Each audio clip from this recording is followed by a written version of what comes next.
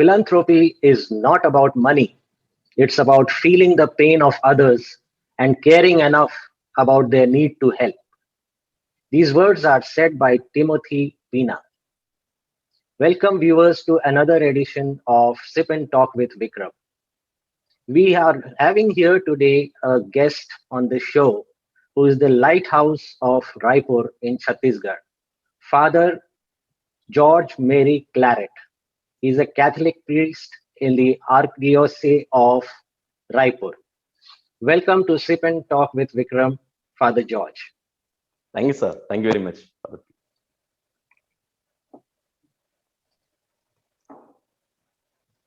Father George has written a book. Let me show you the book that he has written. God's Journey to Bethlehem, God's Way of Alluring You to Enter into Your Heart. This book is sold on Amazon. Yes. Father George, congratulations to you for publishing this book. And I'm sure people are sending back love to you for this book because I see a lot of positive reviews on it. Thanks. So to begin with your title, Father George, what is this journey of God all about? Actually, we human beings, we are the destination for God, actually. In philosophical, when we speak, God doesn't need anybody. He's the absolute being who doesn't need anybody. But God is love. And love cannot be kept within oneself. Like you are a parent, you are a husband even. So you cannot be a husband in yourself. You are a husband because you are related to your wife. So similarly, God, in philosophical, as I said, talking, he can be within himself, absolute being. But since he is love, he needs to give himself. Love is in giving oneself. It is not giving certain things or meeting the needs of others. No, it's about giving oneself. And God wants to give himself. And this book is all about God's journey to Bethlehem. That is the incarnation. God becoming human. God becoming a man in the person of Jesus. And this journey that happens because we are human. I am a man. We are all human beings. If he wants to love me, or if I have to understand, if I have to experience his love, I need a human being, a human person. Otherwise, love remains in the air. It remains something abstract. It remains just a feeling. No. Here it comes in a concrete being in the person of Jesus, and he comes in front of me and stands and says, George, this is I am. I am God. And I love you. And so here I am, he is standing in with me in a same footing. We are in the same level now. Though he is the Almighty, is he who has created everything, but he has come to my level to tell me that he is in love with me. And so he comes to my level. So love is not possible between a superior and an inferior being. A boss cannot love his subjects, his workers in the office. Because there will be respect, there will be a service and all that. There cannot be love. That's why God comes so down. That's why even in the book, if you see, this denotes about the God where he was born, where Jesus was born. It's in Bethlehem in a stable where the animals live. That is to show, so no human being is kept away from God. He loves everyone, irrespective of our whatever religion we may follow, whatever country we may come from. That is only we human beings, we have created all that. But God loves everyone very equally. So that is about God's journey. He had to come down to my level. That is the journey this book speaks about. So what is this alluring? Alluring is generally in the context of humans and between the supernatural and the human. What is this context of alluring? Yeah, actually alluring, as you said, it's in human romance we find this term being used, that you just try to allure the person whom you are in love with. You are trying to allure the person to a place where you can tell the person that you are in love with the person and how much you are in love and how much you are eagerly waiting to give yourself. It's not about owning the other person, but it is about giving yourself. That's how this book I have put into 3 chapters, where in the 3rd chapter I speak about the stages where we can actually experience. There I have told about the footsteps of God. Like it's my journey on the footsteps of God in his becoming a human. And there I have described about, like in my own weakness, like I am a weak human being. Every one of us are weak. We have our own weaknesses, our own difficulties. Every Temptations. human, yeah, temptations, yes, every person has. So even there he comes and meets me.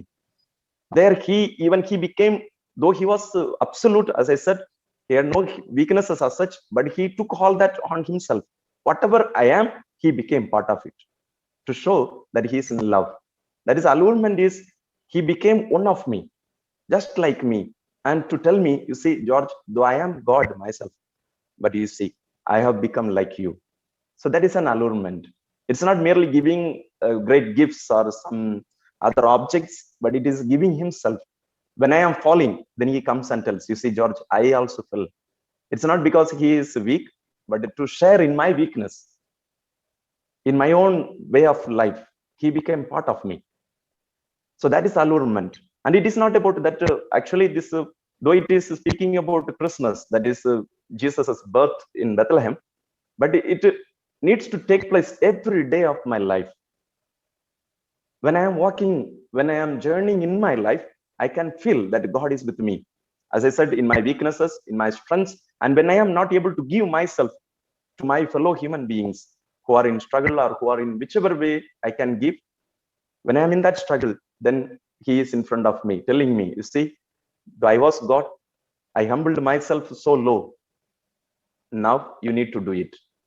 So, Father So that George, love, you believe, yes, sorry to interrupt you, well, you believe in God being omniscient, omnipresent, omnipotent, right? yes. And, you know, with this kind of assurance that God is holding our hands every time and being with us, then why all this rampant crime and, you know, inhuman things happening all around? In love, there is a freedom.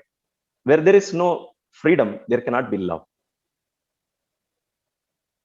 Now, freedom and love both go together.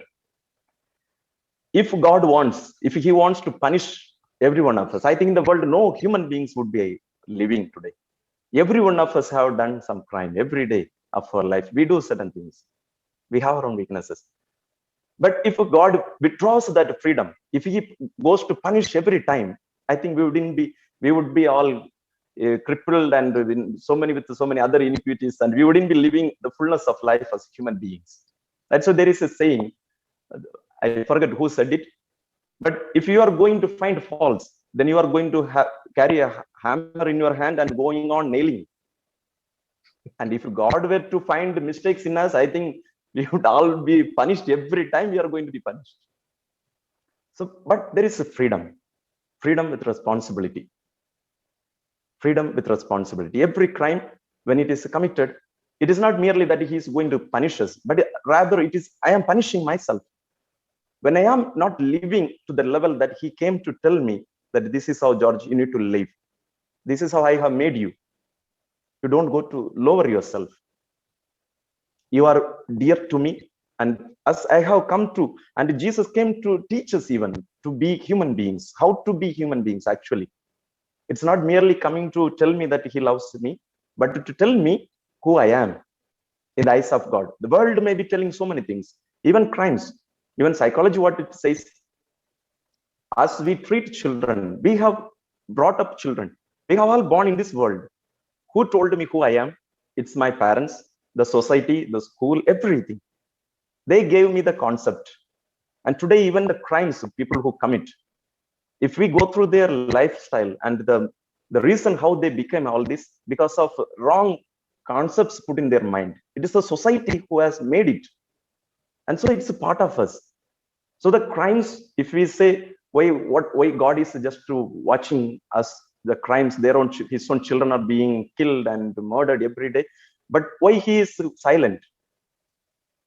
The silence is because the reason is, as it is said, if the good people become silent, then you don't complain about the bad people leading you. When today the good people are silent because we don't want to get involved in anything.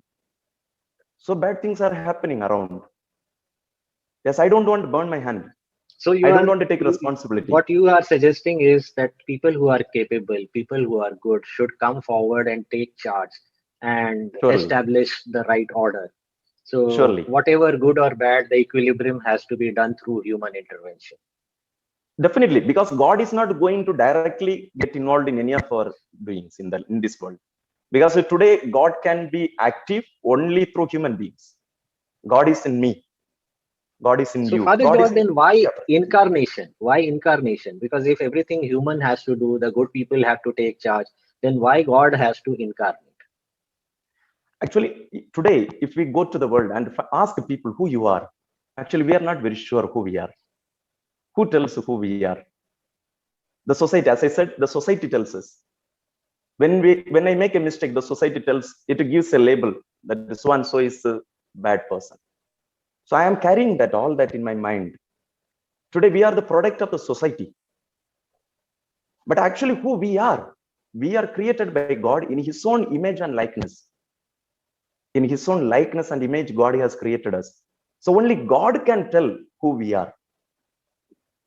Only the Creator can tell what the creation is. But now in the world, we are creating our own image. Now we are telling, no, human beings need to be like this. For just an example, who told that fair is the good color? Now Fair and Lovely came and similarly so many advertisements came and told, no, black is not a good color.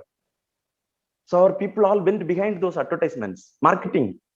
So now the world today, we have told this. God has not told.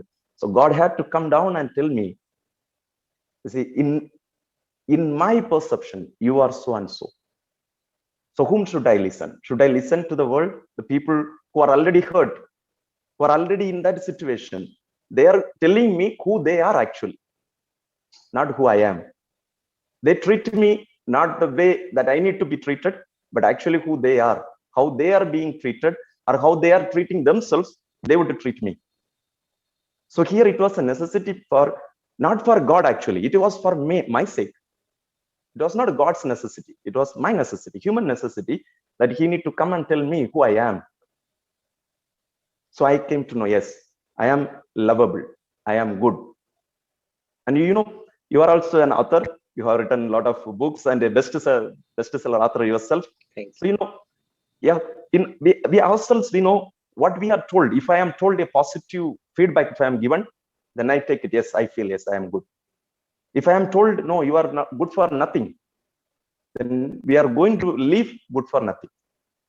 So God came to tell me that we are good for everything, that we are very much lovable, not merely lovable, but precious in God's sight. In the Bible, it is written, God says, you are precious in my sight. The world may treat us like only in different ways according to the way where we live and where we meet the people. But God tells, in my sight, you are precious and I love you. So it matters when somebody who is in authority tells me, George, you are precious in my sight and I love you. These words are not coming from mere human being. It is coming from God, God most powerful. God, as you said, omniscient, omnipresent, and He is the Almighty. He is everything. And if with that everything, that Almighty, if He comes and tells me that if I am precious, then I don't have to think twice. I don't have to ask who I am. So I am sure who I am. Not according to what the world says, but according to God's intention. And God who is in me, I can, and actually we can listen to His voice, every one of us. Yes. So Father George, you like the journey of God. You also had a journey from your childhood to priesthood, Yes. and you are such a young person and doing such a great service. So throw some light on your personal life also. I was born in Kanyakumari, down south. My childhood, as everyone's, I used to also play a lot. I used to play cricket, go out with the children, my own friends, to have a little fishing and all that.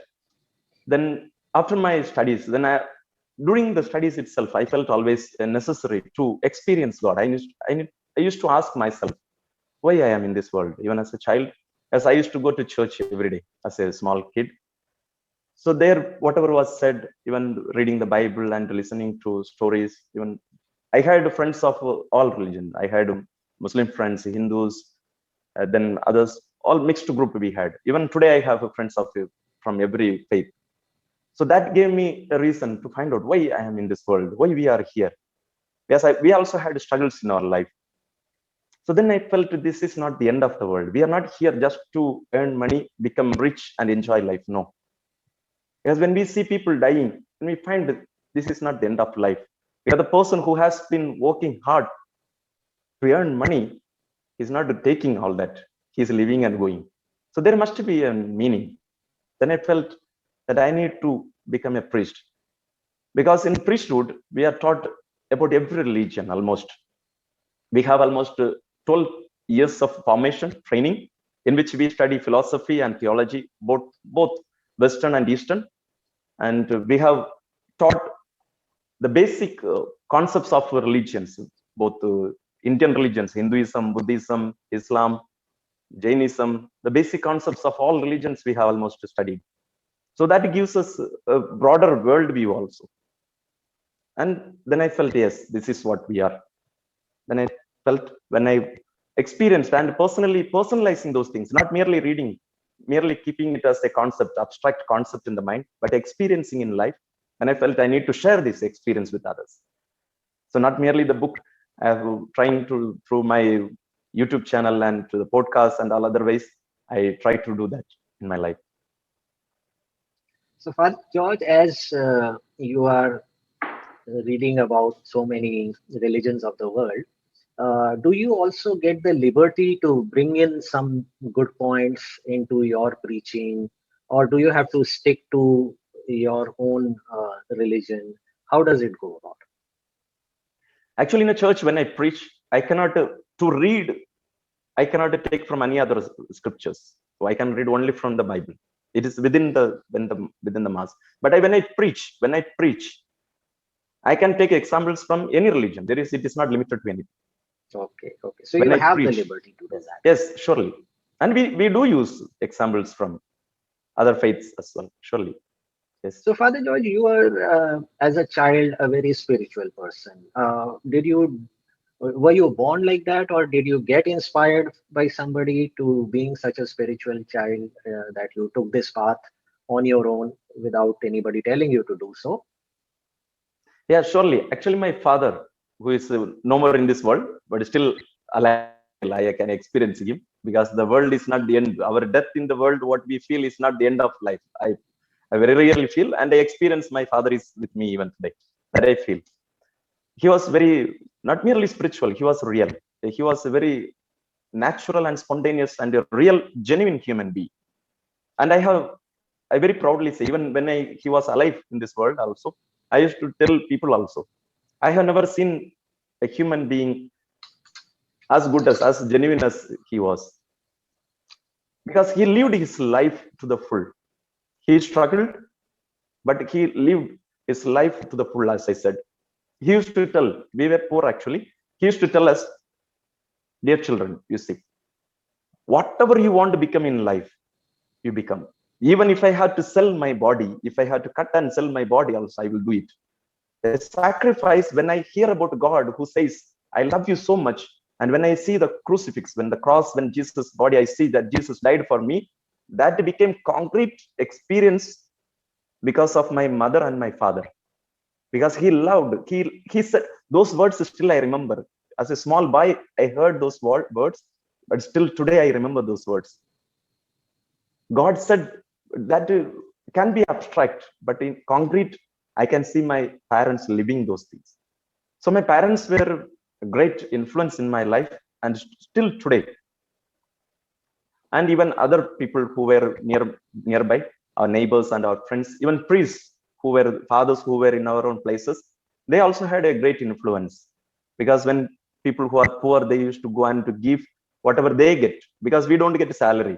Though I am in a school also, I am taking care of a church and also a school. but we don't get the salary as such. We get only what we for our living, for the meals and all the cares they give us. But fathers I have seen, they used to save those, and they used to spend that, give that money to the needy. Then there I saw what my father was living only for my family, our own family of only 4 brothers. I can see the priests and fathers in the parish where thousands of families are there, that they were able to do that one to those each families. Then I felt, yes, I shouldn't limit myself to one family, because as a priest we are called fathers. Actually, our people, they call us fathers, Yeah, though they may be very elder to us very much, but still they call us fathers, because in spiritual life and in our spirituality, not merely that, but we are called to give ourselves. So I have come to express, I have come to concretely show what Jesus came to give himself as a person. Now today, as I said, Jesus in me, he is living in me.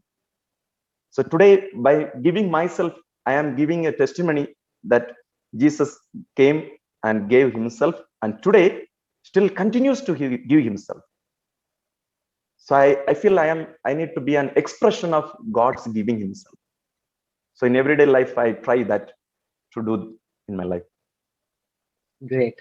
And Father George, one more intriguing things come to my mind when I meet spiritual and holy people like you. They talk about experiencing God. So, for a person like me who has probably not experienced God as such, so can you just explain to us that what is experiencing God all about? To be frank, I cannot also say that 100% I have experienced. No, but we don't have to look for great things to experience God. As I said, God came to our level.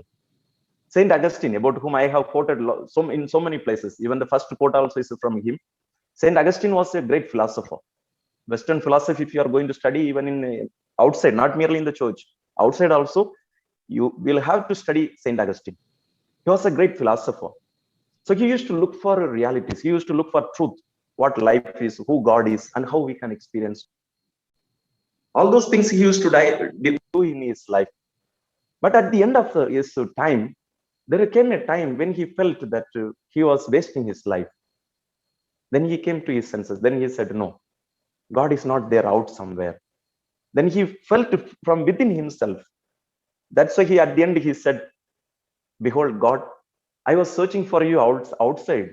I was looking for you, searching for you everywhere, in the nature, in human life, in married life, in children, everywhere I was looking for. Sorry, I couldn't find you. At the end, when I came to myself, I found that you were inside. You were within me. You were much more closer to me than I am to myself. These are his words. God is much more closer to me than I am to myself. So God is within us. But I am not God, but God is within me. But how to experience, as you asked? Simple things. We are able to speak to each other now because you understand my language and I am able to understand your language. Right. To experience God, I need to get his language. That is silence. Today, the world has gone so violent and so noisy. We cannot be silent. That's even in our Eastern, especially in India, our rishis and our sadhus, they have taught us that we need to be silent. To experience God, you have to become silent. And as I said, God is in our heart. God is in us, within us. To experience him, we need to become silent. Not merely outside noise, but within us also. Where I can listen to my heart beats and my own breathing. Even this, what our Zen meditation, Buddhism also speaks about, all that gives us that experience very specially. But not limiting to ourselves. But the God whom I meet within myself, I need to see in you also. Because that same God who I meet within myself, I see that he is in you. And as I said, I am an extension of that God. Extension is not body of him, but who lives in me. Your That God is. spiritual extension. Yes. So similarly, you are also same. So I need to meet that person, that real Mr. Vikram, that who you are. Not what you project, not what the world says about, but that real you who God came to reveal to me, as I said. I need to meet that person. And I need to help you also to come out and see that this is how good you are. That we don't have to please the world. We don't have to put up something, tell the world, no, I am so and so. No. That genuineness, that reality can come out in our life. Then that step. And personally, I feel, as I said, I have not experienced it totally, but I have got that glimpse of it. Like in the villages, they say about the story, like a dog was running so fast in the streets. Then there were so many dogs watching that dog running. We know naturally the dogs, when they see a dog running, they also join. So many dogs joined, and the running was going on and on and on. For so long they were running, and the dogs behind, like human beings, we ask, they also have the language, though they were communicating to each other. Where are you running? No idea. The one was running, friend, it was running, so I also joined. Then it went on asking, then they found no answer. They got, so they all quit slowly. But only that first dog was going on running, because that dog saw a rabbit. The dog saw a rabbit. So I also have got a small glimpse of it. And you have got that glimpse. If you have not got, you need to get that glimpse. Every one of us in the human beings, when we get those glimpses, when we put together that, then we get that fullness of God. How I can experience God, you cannot experience that way. And as you can experience, I cannot experience. So when our experiences put together, then I can get a fullness. So there is a selfishness also, little. By giving myself my experience, I can get your experience. I can get that fullness of God in my life. So that is also a part of my life journey. So what I can understand from this is, if you want to experience God, you have to practice the silence within, not just the silence of words.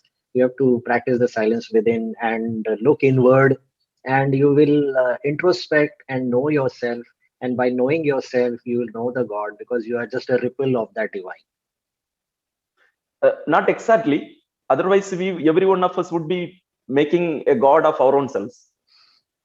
But rather, it's about, as I speak in this book, it's not about we telling who God is, but it is about God telling us who He is. So it is not an we are not inventing, but rather it is a revelation. God needs to tell me who God is. Like, to know you, I need to spend time with you, and I need to listen to you when you speak. Very often what happens is, our dialogues, when we talk, very often we don't listen to respond. We don't listen to actually understand and respond. We just hear to give answer. But in that silence, the reality is born in silence, where I am not thinking. I am not thinking about what to tell. I'm just listening to the person. There is revelation. So God reveals. It is not about, I am going to find out. No, you cannot find out God. Impossible that is. But it is about God who is revealing Himself, and I need to be silent to receive Him, that revelation. It is not about forcing. It is not telling, no, this is what God is. No, nobody can tell, no, this much is only is God is, as I said. If anybody is telling, I think he must be a big liar, because it is not possible for us to tell exactly who God is and more than. No, we can tell, no, God cannot be this way. God cannot be cruel. No, we cannot say, no, this much only God is. No, it's not possible. And the second part is, even as human beings, we are limited beings. Maybe another few years we will be in this world, very limited beings. To know you, I have to ask you. Without your telling who you are, really, not outside what you are seen, your accomplishments and your look and all that, but in your inner being, what you are actually, you have to tell me. And even I can state this statement, even your own wife may not know you without your telling what you feel within. Similar is same the other way also. Then we are speaking about God. How is it possible that I can tell who God is? No, He needs to reveal Himself. And in So Father silence, George, but besides yes, reading theology and religion, what else do you love to read? Who is your favorite author or your favorite books? Robbins also I read. Anthony. Then our books, like mostly I relate to philosophy, theology, then psychology I like more, then self-help books as well. But these days I am not much going into self-help books, because most of the books I find that everyone gives their own way of presenting. But definitely there is the truth, I'm not denying it. But there needs to be, as I feel now, what I was sharing about this is, we need to go a little more deeper into ourselves. So what I do is now, like writings by Dr. George Dispenza, his books also speak about this reality. Now he has taken meditation into psychology, Dr. George Dispenza. Similarly, other writers also. Now we need to bring all the branches of science put together and understand that reality to the full. So Joe Dispenza is one. Then, as I said, now these days I'm not reading so much of self-help. Now I am, whatever I have read, and still I read things like psychology and self-help very much less, and philosophy and theology, whatever I have learned from, not merely from Christianity, but other religious perspectives also, putting them together and making it a presentations myself. As I said, I have been using YouTube and Facebook and other, so many other social mediums I am using it. Yeah, you are young and dynamic priest, and you are using all the digital media. Yes. Besides all this good work, Father George, any particular hobbies as a human, or anything Yeah, you definitely. are? I like to not merely read, I like to play. I play, I have played in my college days in the university level, uh, volleyball. I have represented the college, volleyball, cricket, basketball. And now these days, to keep my little fit, I have been trying for badminton as well. Okay, that's So I great. like to play. Yes. Then I like to meet people, new people, being with them, listening to them. As people, as it is said, a human being's experience is like a library. All that his experience we can get, it is like much more than like a library. So I like meeting elders and listening to them, and if we have some queries, some questions, to ask them some clarification, to grow, get from their experience. I do that also. So, any message for the people at large from you? That is, as we have been discussing about, let us get into ourselves, the silence of the heart. I don't mean when you get into yourself means not to the person that you are, no. But in that silence, when we go, in that silence of the heart, we can hear God's voice, not our own voice, not projecting my voice. So when we can do that one, I think we can become genuine. We can become aware of the fact that we are going to be in this world for a very short time. We are not going to be here eternally, which would mean we wouldn't be going behind money. We wouldn't be going behind merely degrees and name and fame, because all that would end in this world. As Alexander the Great, when he was dying, he said to his personals, when after my death, you need to carry me empty, both the hands put outside the casket. And you should tell the people why, what is happening. And you should just throw the coins outside, the gold coins. And you should tell why it is done, because he conquered so many countries, but he is going empty handed. So we need to, that can, realization can come when we go deep within and understand that, hear that voice of God in the silence of our heart. And I hope that is being done by each one of us.